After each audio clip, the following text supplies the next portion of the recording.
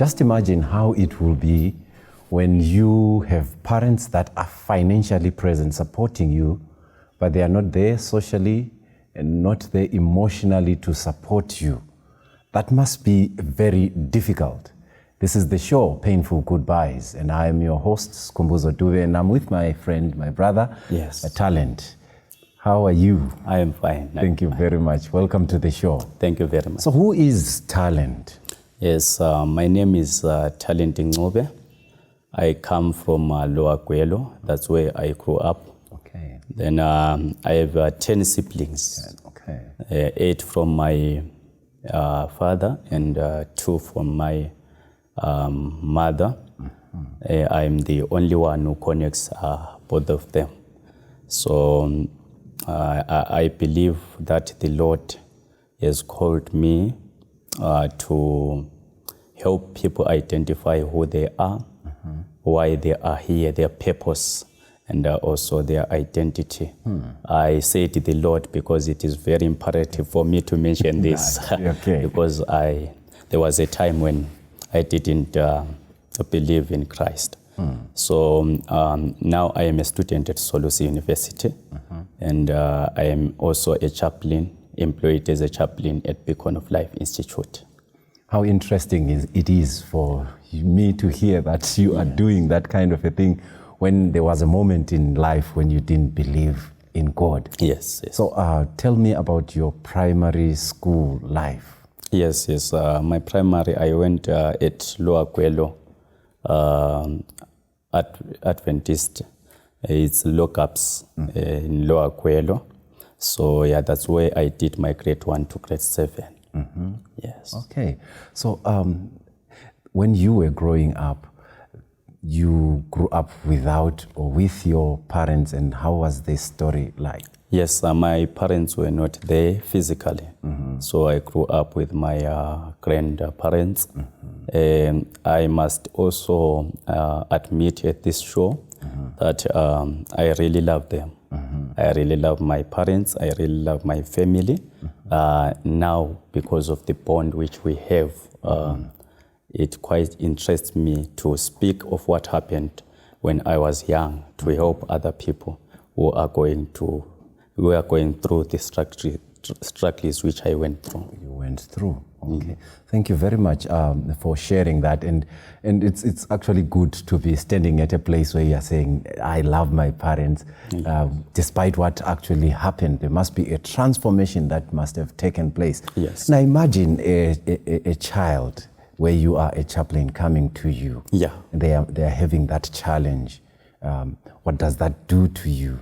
Yeah, it actually gives me the realistic part of life. Okay. That I am not the only one who went through those experiences, and it gives a better way of helping them because I understand the situation practically. I have an experiential journey, which helps me to understand them better. When a child is being violent, I don't just come and say, why are you violent? Okay. But I have to first understand what triggers that. Then I have a better way of helping them with love, influenced by God. So maybe I must say that painful loss of parenthood, love must have been a seedbed that then became what you are utilizing now to be able to then help people that are going through difficult times. Yes. So, and you also spoke about people who don't love God. Maybe just in few words, what does this do to you because you didn't love God?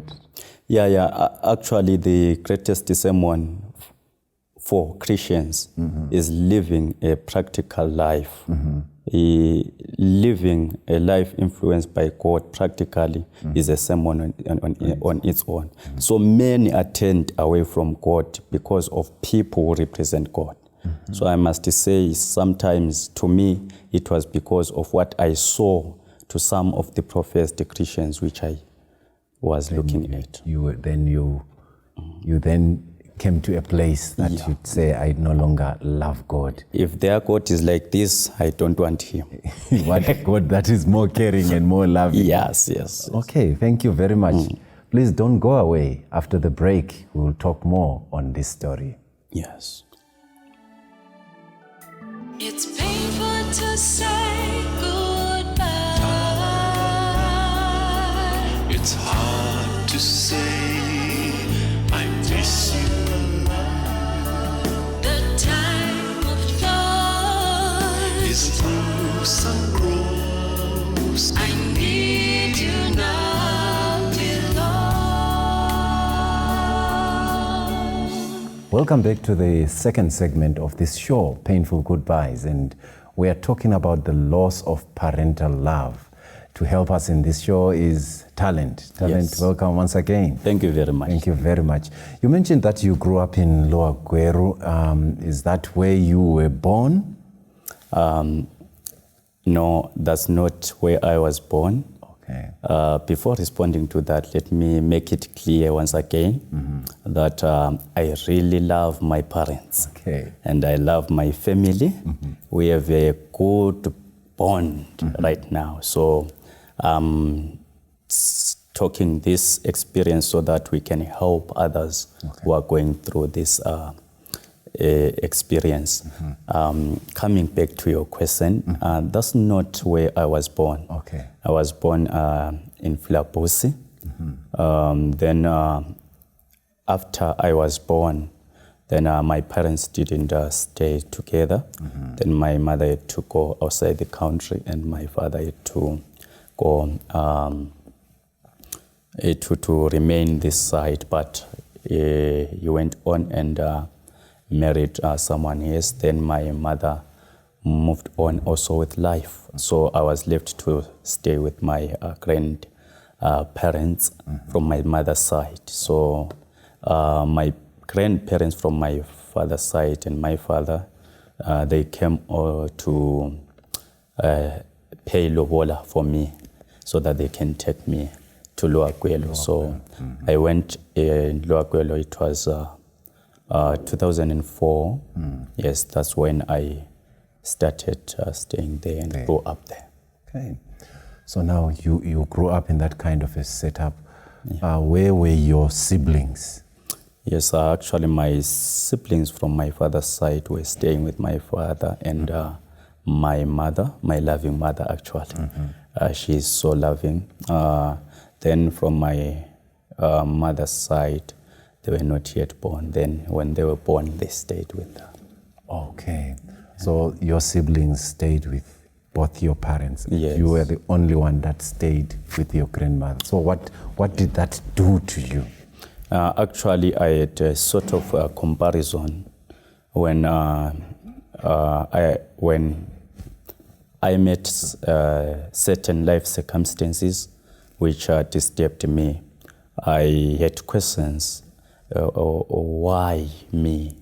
Why am I the only one staying with my grandparents, whilst my other siblings are with my parents physically, even though they supported me materially, but it didn't touch my that parental love which is needed for every child when she or he is with his parents physically.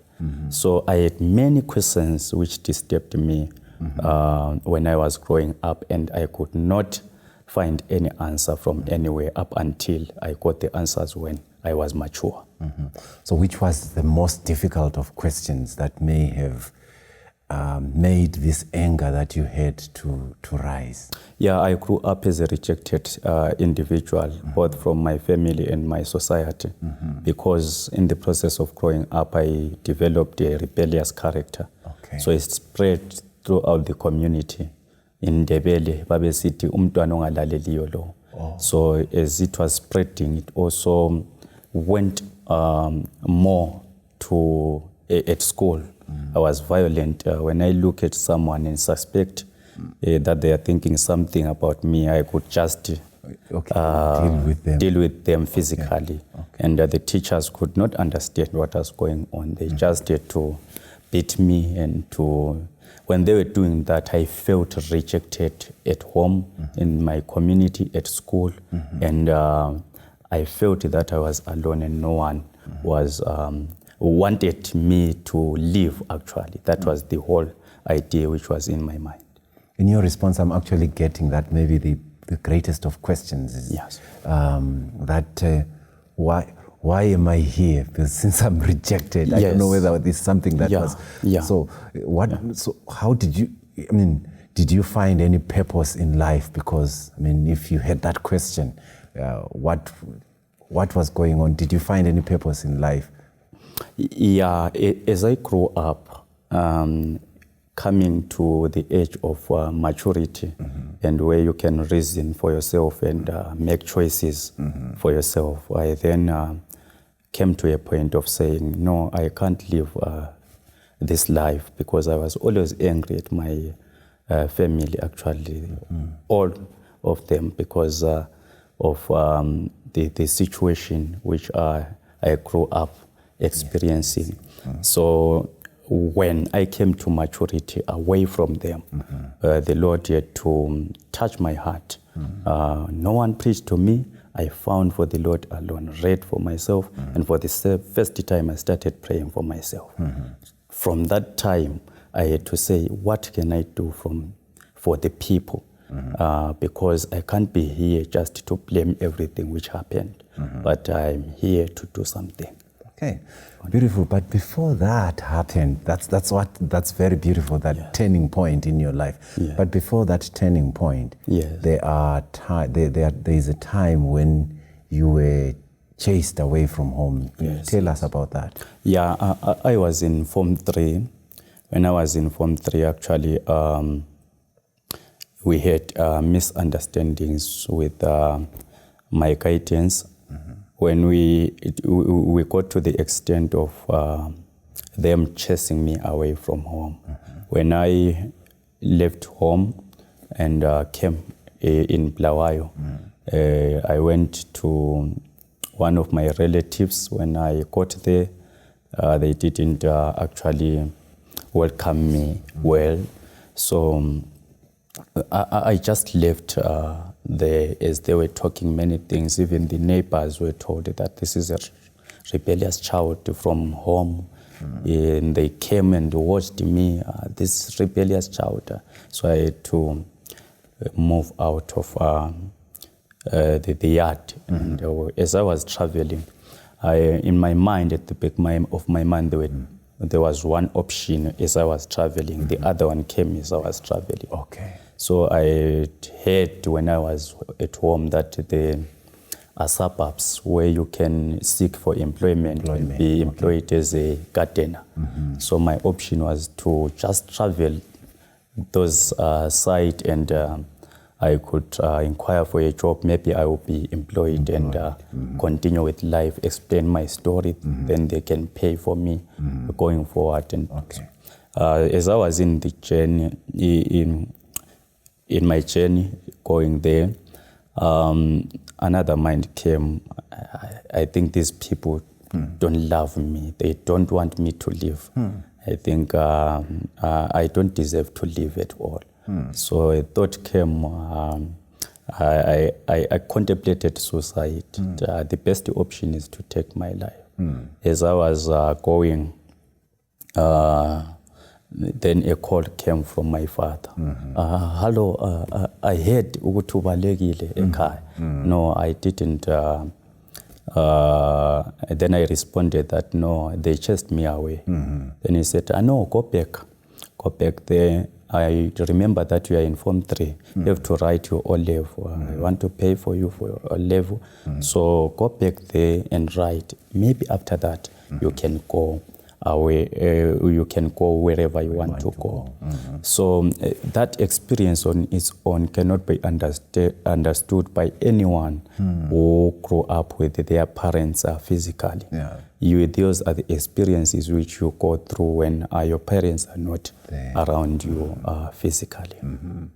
Oh, yep. So then you went back. Yes. And then in your story, there should be some things that happened, maybe some other losses Yes. that were significant, that added insult to injury. What What were those losses? Yeah, so when I went back, actually, it became worse because I didn't find any counseling or any advice from a mature somebody, so I became more stubborn. To fast forward, I wrote Form 4, I went Form 4, I passed. When I passed, I went to Form 5, A-level. I did my A-level at Mapolen High School in Lower Gwelo. So when I went there, Form 5, it was second term. We went there second term. I was with my friend whom I learned with from Form 1 up to Form 5. We were staying together there, renting an apartment. So we two of us, and then the other guys were renting a space. So he got sick first day, second day, third day he died. Then that was a turning point in my life because it turned me into negativity more and more. I was distracted and I could not find solutions and answers to what had happened. So no one came too close to me than my friends who were alcoholics. So I started drinking. That's when I started drinking beer. I was at school, remember? At school, I started drinking. So now I understand better. When I am working as a chaplain, I understand better students who go through such addictions. I am able to help them because I have been in the journey practically. So when when I started drinking, I became worse and worse and worse up until I wrote my A-level. But thank God, because it was not going to church which made me to leave beer. In the Bele City was kungasangeni. Trying to drink again. It refuses. You drink. It refuses. Drink. Then I left it. Yeah. Thank you very much, Talent, for sharing your story. Yes. Yeah. Please don't go away. After the break, we are going to hear the turning point that helped Talent to cope. It's painful to say goodbye. It's hard to say I miss you. The time of thought Is through some groves. I need you now, dear Lord. Welcome back to the third and final segment of the show, Painful Goodbyes. And we're talking about the loss of parental love. Before the break, you spoke about you growing stubborn and becoming an alcoholic. Yes. And now I'm talking to a pastor. Yes. Where did the turning point in life come? Yeah. I was away in Kwanda, and with no job, I played in Division 2 football. I also got money through some shenanigans like betting snooker, the pool. So all those experiences actually didn't give me much peace and happiness in my heart. One moment in time, I was actually involved in a fight, which actually made a turning point in my life because I almost died. Yes, I almost died. So I said, no, I should not live this life. Then there's a friend in Kwanda who once said, no, you're a good guy, let us go to church. And then I visited church. Then after that, I had an interest in reading for myself. I read many books of different denominations, books from Watchtower, books, some catechism from Roman Catholic, some books, T.D. Jakes, and so forth, and other Unveiling Daniel and Revelation. That is the book which transformed my life and perspective about the coming of Jesus Christ. Okay. Because many things I learned them in A-level, learning about Napoleon, Charles V, Hitler, and you realize that all these things were prophesied in the Bible before they happened. Okay. So it gave me a way of breakthrough. No, I think the coming of Jesus Christ makes sense. Then I started praying for myself. That very moment, when I started praying for myself, for the first time, I felt peace in my heart. Then I had to say, no, I must leave this. I left everything. There are many things which I left for the gospel. Then I had to say no. Then came 2 weeks evangelism campaign. Then I was involved in witnessing. That was a life transforming point. I had to read for myself and be convinced and convicted that for sure Christ is coming. So that's basically what I can say about my story. That's a very beautiful story that you have actually shared, and it is breathtaking to know that conversion is possible. And I'm wondering, what lessons can you give to parents who may be doing this kind of a thing to their children? Yes. What lessons can you share? Yeah, money cannot buy love. Material things cannot buy love. There is a physical touch which is needed, which connects a parent and a child automatically and naturally. If that is not there, you can even tell your child that I'm going through this, and it doesn't feel it, even though you are his or her parent, because there was no physical connection. So I can advise that the parents, if chance and opportunity is there, be there for your children. Be there for them emotionally, physically, and economically. Beautiful, beautiful. So thank you. And then now, you emphasized it that you love your parents. Yeah, very but much. you hated them at one time. So how did that transformation take place? Right. I hated them, and they didn't know that. They thought everything was okay. But when I was looking at them, whenever I met them, I had many questions. So for me to love them, even now when I look at them, I am very happy that I have a blessing in my life because I have parents.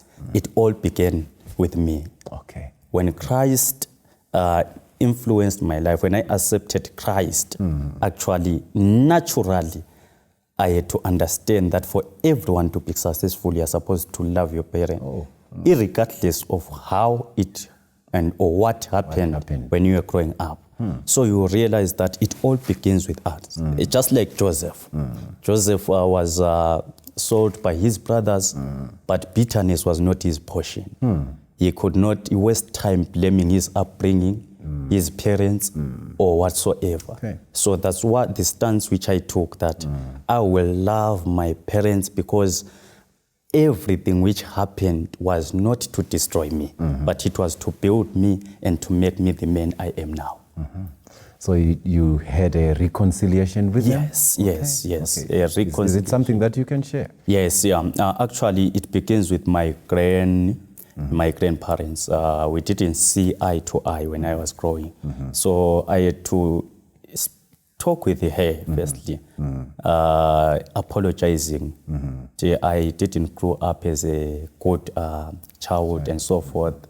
And she had to say, no, that was the way you grew up. And my first school fees, which I paid at Solusi for theology, I was given by my grandparent. Oh, wow. My granny, she gave me it to me. And now I really, really love them. And my family, we have a good bond and a good connection because of Christ. Now, this is quite a very beautiful story, and I've enjoyed listening to it. Yes. Are there any words, maybe now, and maybe even at the time when you felt parental rejection, words that are very painful, that evoke pain? Yeah, before, there were many words which actually evoked pain. Words like, this child is stubborn, this child is useless, this child, actually, your parents are not around you. Remember that They are not buying this and that and so forth. There were many words which actually, but so they added to my stubbornness because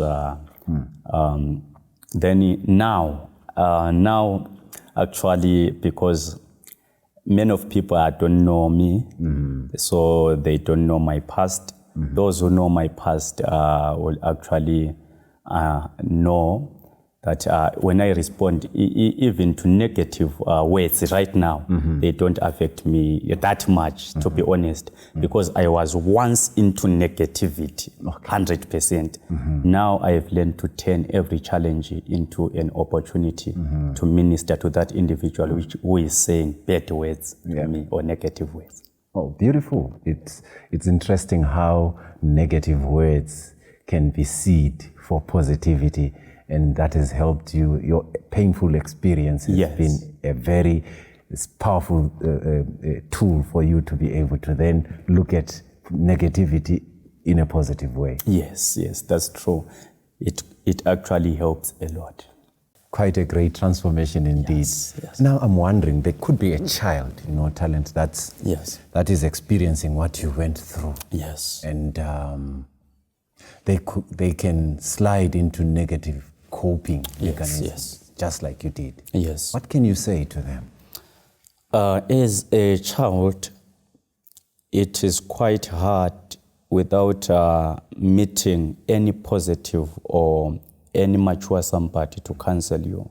What I can say is that if anyone is going through that experience, you better find someone who can advise you on what to do in order to catch up with that situation. Okay. Because on your own, you cannot do it. You need, firstly, according to my experience, this is my experience, you need firstly to admit that you cannot change yourself.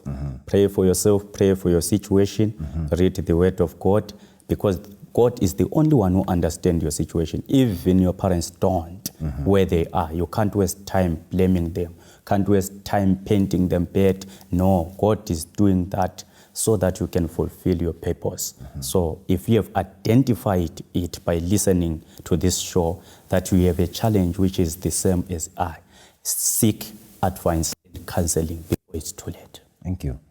Thank you very much for tuning in to the show, and we are grateful that you have listened to this. And for me, talent, Yes. it's a wrap. Yes. Thank you. It's painful to say goodbye. It's hard to say I miss you. The time of love Is through some